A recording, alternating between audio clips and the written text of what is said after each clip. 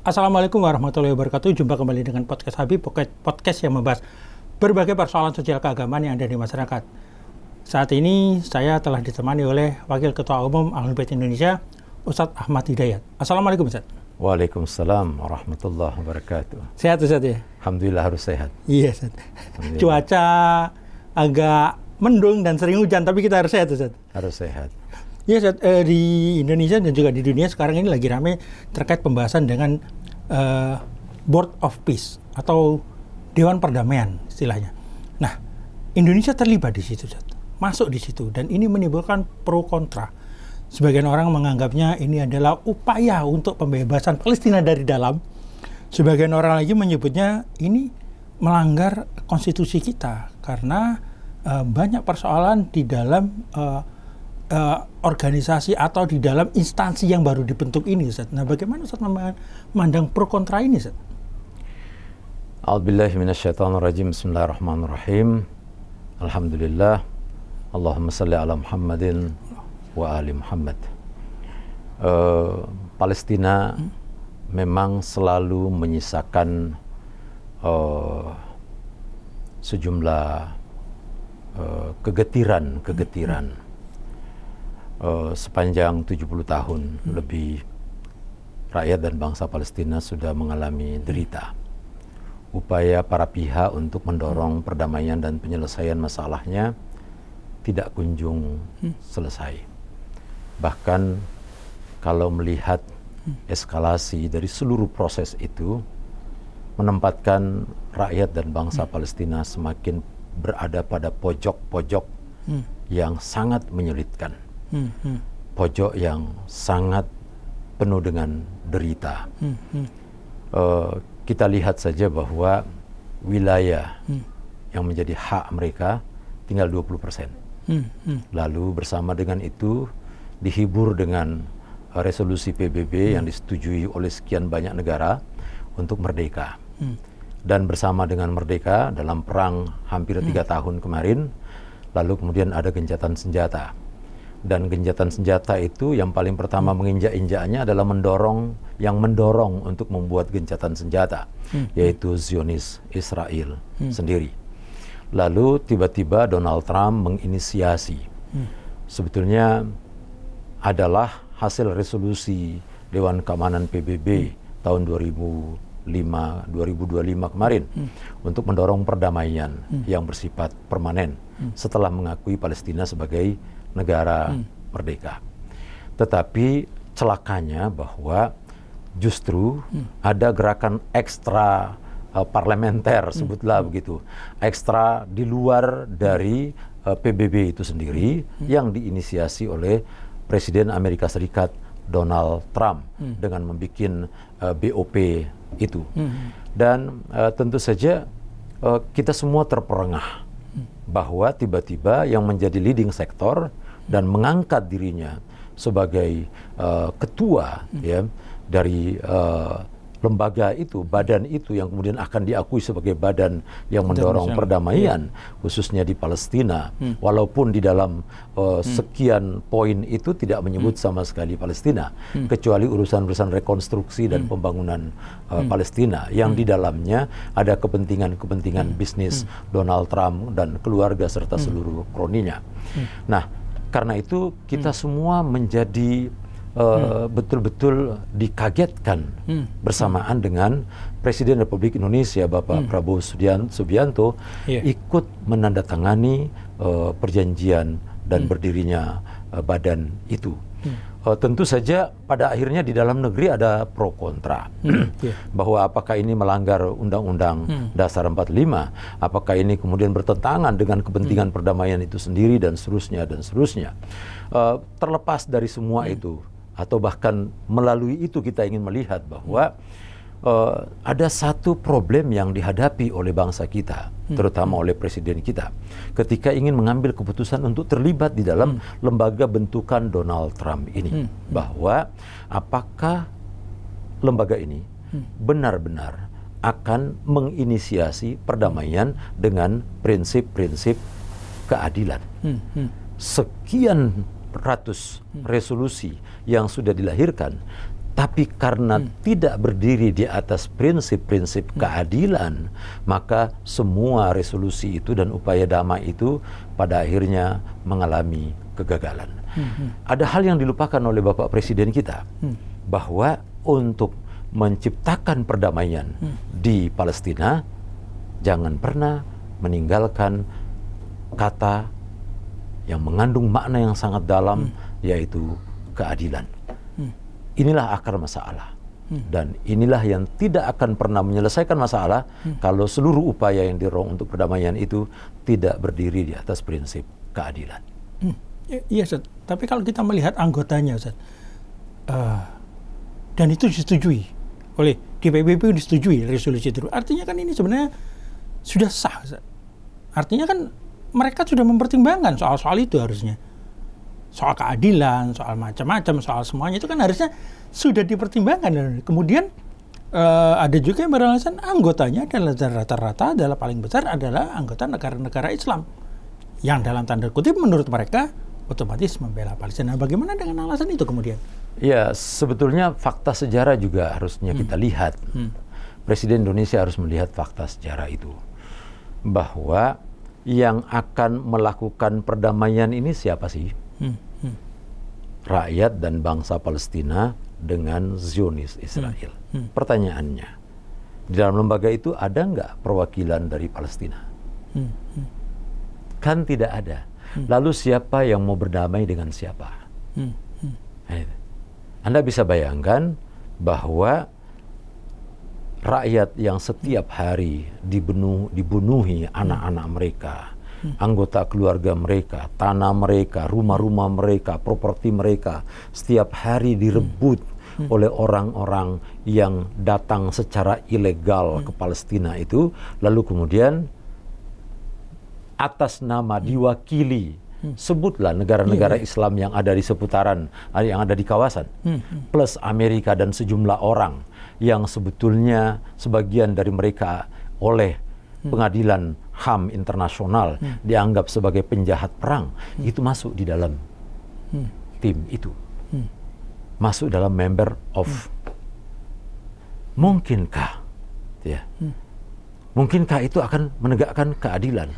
Pertama. Yang kedua, Indonesia yang punya konstitusi, Undang-Undang Dasar 45, Dasar Negara Pancasila, juga di saat yang sama memiliki hubungan kesejarahan yang sangat panjang dengan Palestina. Punya hubungan nilai-nilai budaya dalam kesamaan agama secara mayoritas penduduk Indonesia dengan Palestina. Diabaikan dalam perhitungan Bapak Presiden Prabowo Subianto. Karena itu menurut saya, semestinya Pak Prabowo tidak mengekor pada apa yang digagas oleh Donald Trump. Mestinya Prabowo melihat ada sisi lain yang bisa menjadi terobosan yang digagas jika pemimpin Indonesia ini ingin berperan signifikan dalam upaya membangun perdamaian di Palestina, menyelesaikan persoalan Palestina. Menurut saya yang paling signifikan untuk diajak membicarakan ini adalah melibatkan POKI, Organisasi Konferensi Islam, yang Indonesia di antara anggota sekaligus penggagas dan pendiri POKI. Seandainya Prabowo justru mendorong itu, maka menurut saya ada kemungkinan Indonesia akan menjadi leading sektor dalam rangka mendorong perdamaian di Palestina. Dan saya meyakini bahwa mungkin akan menemukan solusi-solusi yang baik. Yang ketiga, solusi dua negara sebagaimana yang dipahami oleh banyak pihak, terutama oleh rakyat Palestina dan bahkan Zionis Israel sendiri, tidak pernah berpikir dan tidak pernah menerima solusi dua negara itu. Keinginan Israel mengenyahkan tidak ada negara Palestina. Orang-orang penduduk asli bangsa Palestina harus diusir keluar dari tanah Palestina. Lalu mau mendorong perdamaian. Mau berdamai dengan siapa? Apakah Israel mau berdamai dengan sebuah negara yang tidak diakui oleh dia? Hal yang sama, apakah bangsa Palestina ingin berdamai dengan sebuah negara ilusi? Datang dari orang-orang impor dari berbagai macam bangsa dan negara yang hampir seluruh rakyatnya yang ada di tanah Israel yang diklaim oleh Israel itu adalah orang-orang yang memiliki dua identitas keluarga negaraan. Hal-hal seperti ini mestinya diselesaikan lebih dulu sebelum membicarakan perdamaian di antara kedua belah pihak. Bagaimana kemudian dengan alasan bahwa yang dilakukan Indonesia saat ini adalah memperjuangkan Palestina dari dalam, Ustaz? Karena kalau enggak, maka enggak ada penyeimbang di sana. Jadi Indonesia berharap bisa masuk di dalam, bisa memberikan nuansa yang berbeda, tidak satu arah. Nah, apakah alasan itu juga tidak bisa diterima? Bagaimana? Ada dua hal menurut saya yang membuat saya menjadi absurd. Pernyataan bahwa Indonesia akan terlibat dan menyelesaikan dari dalam. Pertama, Indonesia hanya mengakui penguasa Palestina dengan otoritas Palestina yang dipimpin oleh Mahmud Abbas dengan Fatah. Sementara Fatah dan Mahmud Abbas sudah tidak legitimate sejak tahun 2006 ketika dia kalah di dalam pemilu demokratis oleh Hamas.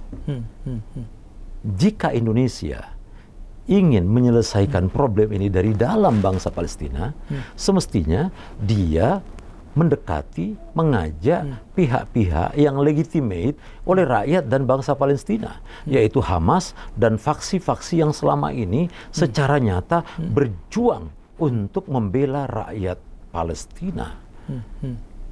Tapi pemerintah Indonesia meninggalkan Hamas. Pemerintah Indonesia justru masuk dikooptasi oleh pandangan Barat, pandangan Amerika bahwa Hamas adalah kelompok teroris. Jadi selama pemerintah Indonesia dikotomi di dalam melihat perjuangan rakyat Palestina yang real di lapangan, yaitu kelompok Hamas, Jihad Islam dan lain sebagainya, itu tidak pada posisi sebagai kelompok yang memiliki legitimasi di dalam bangsa Palestina, maka selama itu juga cerita bahwa Indonesia mau menyelesaikan dari dalam itu absurd.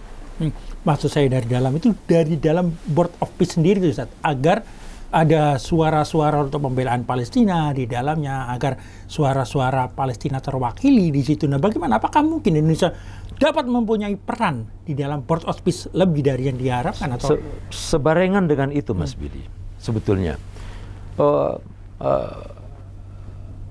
lembaga yang dibikin oleh Donald Trump ini adalah terdiri dari orang-orang atau bahkan negara-negara yang dilibatkan, sebut saja negara Islam, yang menganggap Hamas itu adalah kelompok teroris. Mungkinkah Indonesia yang berada di dalam kelompok badan ini, yang sama-sama berpandangan bahwa kelompok Hamas yang legitimate di tangan, di mata rakyat Palestina, diposisikan sebagai pihak teroris yang disalahkan, yang harus dipaksa untuk menerima keputusan-keputusan. Perdamaian tidak pernah bisa langgeng kalau ada pihak yang dipaksa. Perdamaian hanya bisa terjadi kalau kedua belah pihak saling legowo, saling ridho antara satu dengan yang lainnya untuk memahami apa yang diinginkan di dalam semangat perdamaian itu. Menurut saya, lagi-lagi masih sama dengan tadi, bahwa harapan masuk ke dalam badan yang dibentuk oleh Donald Trump ini, itu betul-betul impian kosong. Hanya impian kosong. Dan apalagi kita tentu menyesalkan bahwa untuk pekerjaan yang relatif sia-sia ini, Indonesia harus menyumbang sekian triliun rupiah. Tentu saja uang rakyat Indonesia dari pajak, yang rakyat Indonesia ini 80% diantaranya Muslim, yang menolak aneksasi, yang menolak okupasi, yang menolak pembunuhan semena-mena Israel terhadap rakyat Palestina. Apalagi di Palestina ada Masjid Aqsa yang menjadi simbol dari ikatan budaya, ikatan ruhani, ikatan keagamaan antara rakyat bangsa Indonesia dengan rakyat Palestina. Kemudian apa menurut pandangan Ustadz, perkiraan Ustadz, yang membuat akhirnya Pak Prabowo ini terseret atau masuk dalam lingkaran Board of Peace ini, apakah tidak ada dalam tanda kutip arahan atau pandangan dari orang-orang di sekitar Pak Prabowo akan resiko-resiko apabila masuk ke dalam? Kenapa Pak Prabowo akhirnya kemudian memberanikan diri memilih melangkah untuk masuk ke dalam bentukan Trump ini? Lazim, Pak Billy, dan saya meyakini demikian, bahwa segala sesuatu yang dibangun di atas kepentingan tertentu juga pasti diikuti dengan upaya-upaya lobby politik, baik kepentingan-kepentingan yang mengikut di belakangnya. Dan saya meyakini bahwa Pak Prabowo sejak hadir dalam pidato yang menggebu-gebu di sidang umum PBB pada tahun yang lalu, sejak saat itu upaya untuk mendorong, mendekati, mengajak dengan berbagai macam embel-embel yang ada di belakangnya dilakukan terhadap Presiden Prabowo.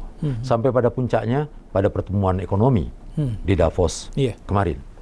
Bahwa Prabowo terus ditempel dan upaya untuk meyakinkan apa yang ada di dalam konsep yang disusun bersama. Anda bisa bayangkan bahwa konsep perdamaian dalam Board of Peace yang dibangun ini adalah konsep yang dibikin oleh dua orang, Netanyahu dan Donald Trump. Tentu ada timnya. Anda bisa bayangkan bahwa betapa banyak, kita wajib mencurigai menurut saya, bahwa betapa banyak kepentingan-kepentingan mereka berdua dalam upaya melakukan hegemoni politik mereka di Timur Tengah, termasuk di dunia Islam, di dalamnya Indonesia. Nah, karena itu kita menyayangkan bahwa Presiden Republik Indonesia, Bapak Prabowo Subianto, tidak cukup peka dengan persoalan ini. Bagi saya, ini melukai hati umat Islam di Indonesia. Ini melukai hubungan historis yang begitu panjang antara bangsa Indonesia dan bangsa Palestina.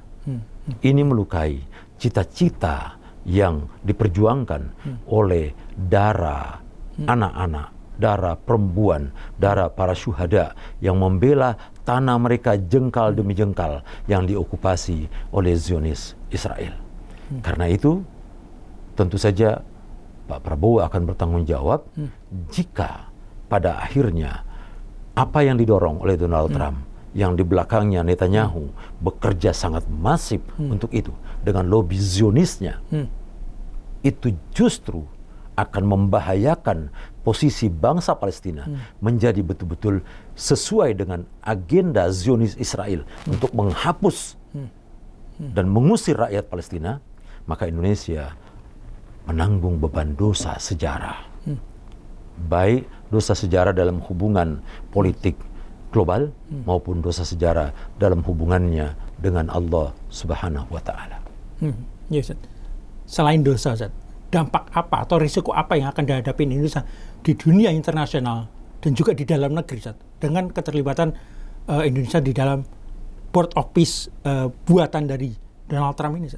Pertama, Mas Billy, saya tidak pernah yakin bahwa ini akan berhasil. Saya tidak pernah yakin, tidak pernah percaya bahwa ini apa yang digagas oleh Donald Trump bersama Netanyahu akan berhasil. Kenapa?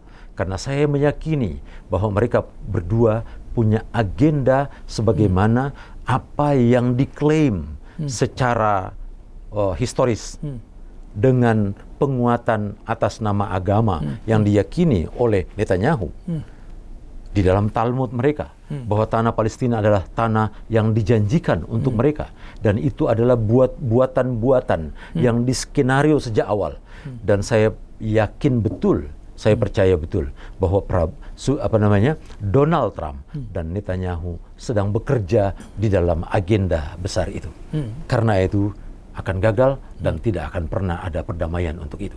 Disinilah kemudian berbahayanya positioning Indonesia dalam politik global, kehadirannya untuk membawa konsep politik Indonesia yang bebas aktif. Bahwa sikap politik bangsa Indonesia yang bebas aktif tidak semestinya membawa bangsa Indonesia ini dalam jebakan kelompok, pihak, kepentingan sebelah pihak tanpa mempertimbangkan secara adil keberadaan pihak lain yang selama ini berada dalam posisi ditindas, dizalimi, dan dibunuhi. Yang kedua, di dalam negeri sendiri, Presiden Prabowo Subianto akan selalu menjadi catatan hitam sejarah, catatan kelam sejarah bangsa Indonesia. Bahwa bangsa Indonesia di bawah kepemimpinan presidennya di zaman ini, di tahun 2026, telah melakukan dan mengambil sikap politik yang sangat gegabah dengan bergabung dalam sebuah agenda genosida, kezaliman besar-besaran yang dilakukan oleh Zionis Israel terhadap bangsa Palestina. Ini sangat buruk. Iya. Kemudian kalau kita bilang nasi sudah menjadi bubur, Ustaz. Artinya Presiden Prabowo sudah menandatangani hal tersebut. Tapi apakah ada yang bisa kita lakukan agar tidak terjerumus lebih jauh kemudian, Ustaz? Saya sebetulnya ingin mengatakan bahwa Pak Prabowo itu, kalau beliau adalah Soekarnois, pendiri bangsa kita, Presiden Soekarno, pernah keluar dari PBB. Iya. Dan itu dicatat oleh sejarah bangsa kita sebagai sebuah simbol perlawanan atas hegemoni Amerika dan Barat ketika itu. Menurut saya, Pak Prabowo belum terlambat untuk memilih keluar dari badan yang dibentuk oleh Donald Trump ini. Bangsa Indonesia semestinya keluar dari situ supaya ada kesempatan untuk melakukan upaya ulang, membersihkan diri dari catatan sejarah buruk kepemimpinan bangsa ini dalam peran politik luar negeri bebas aktif. Dan ketika Prabowo keluar seperti yang saya sebutkan tadi, dia harus segera mendorong, menginisiasi untuk organisasi Konferensi Islam mengadakan sidang darurat sekaitan dengan persoalan perdamaian di Palestina.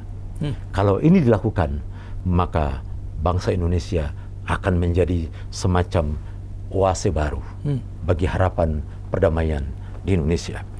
Kalau ada anggapan bahwa Prabowo atau Presiden Indonesia atau bangsa Indonesia masuk ke dalam tim itu untuk mewarnai, menurut saya cara mewarnai lembaga yang dibikin oleh Donald Trump adalah mendorong lembaga internasional yang sudah eksis dengan anggota hampir 100-an negara atau sekitar 100-an negara organisasi Konferensi Islam yang di dalamnya adalah negara-negara Islam yang berada di kawasan akan jauh lebih meyakinkan bahwa kerja ini lebih meyakinkan untuk menyelesaikan konflik yang ada di Palestina. Jika Prabowo betul-betul berpikir dengan cara itu. Saya menangkap tadi Ustaz Ahmad menyarankan agar Prabowo keluar dari Board of Peace. Nah, kita tahu watak Trump, Ustaz.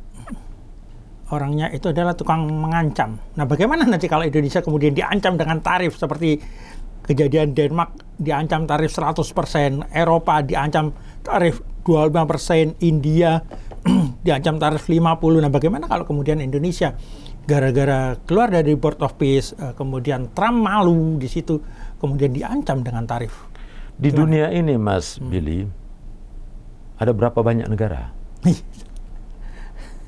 Kita tahu bahwa memang pasar global ekspor Indonesia terbesar memang ke Amerika.